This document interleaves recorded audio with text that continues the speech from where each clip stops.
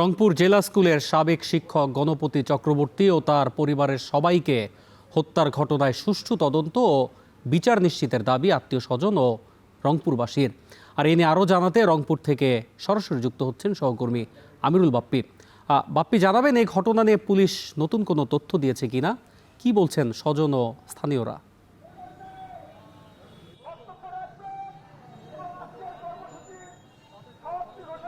অন্যয়ে পুলিশের পক্ষ থেকে এখনো পর্যন্ত নতুন কোনো তথ্য পাওয়া যায়নি। আপনি নিশ্চয়ই জানেন যে ইতিমধ্যে তদন্তকারী সংস্থা চেঞ্জ হয়েছে, কোতোয়ালি থানা থেকে যে গোয়েন্দা সংস্থায় গেছে এবং তাদের আজকে ফরেন্সিকের জন্য যে আলামত সেগুলো পাঠানোর কথা।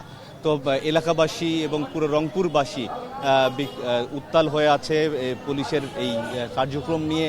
একের পর এক তারা প্রশ্ন তুলছেন, বিভিন্ন সামাজিক যোগাযোগ মাধ্যমে তারা প্রশ্ন তুলছেন, যে প্রশ্নগুলো আসলে প্রথম দিন থেকেই ঘুরপাক খাচ্ছে এবং সেটারই প্রেক্ষিতে বিভিন্ন কর্মসূচি পরের দিন থেকেই চলছে।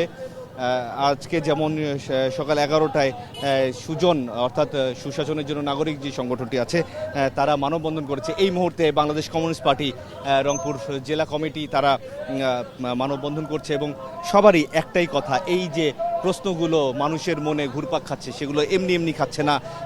পুলিশের যে বক্তব্য সেই বক্তব্যের প্রেক্ষিতে এই প্রশ্নগুলোর জন্ম হয়েছে এবং এই উত্তর দ্রুত পুলিশকে খুঁজে দেওয়ার তারা দাবি জানিয়েছেন। একই সাথে তারা সুষ্ঠু তদন্ত দাবি করেছেন, যেন প্রকৃত দোষী তারা একেবারে দৃষ্টান্তমূলক শাস্তি পায়, সেই দাবিটি তারা বারবার করছেন এবং বিভিন্ন ধরনের প্রশ্নগুলো বারবার ঘোরাফেরা করছে। যেমন এত দ্রুত সময়ের মধ্যে যে আসামি ধরা হলো, তাদের যে জবানবন্দি, পুলিশের কাছে দেওয়া জবানবন্দি এবং আদালতে দেওয়া জবানবন্দি, এই জবানবন্দিগুলোর মধ্যে একটু গরমিল আছে। সেই গরমিল কেন হচ্ছে এটার প্রশ্নের উত্তর খুঁজছেন এখানকার স্থানীয় মানুষ সহ গণমাধ্যম কর্মী, যারা সামাজিক যোগাযোগ মাধ্যমে লেখেন, যারা অপরাধ বিশ্লেষক আছেন, তারা সবাই এই উত্তরগুলো খোঁজার চেষ্টা করছেন এবং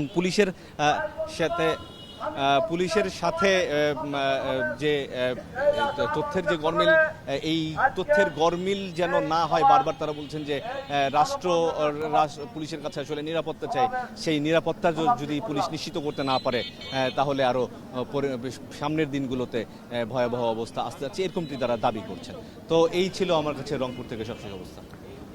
রংপুর থেকে বিস্তারিত জানাচ্ছিলেন সহকর্মী আমিরুল বাপ্পি।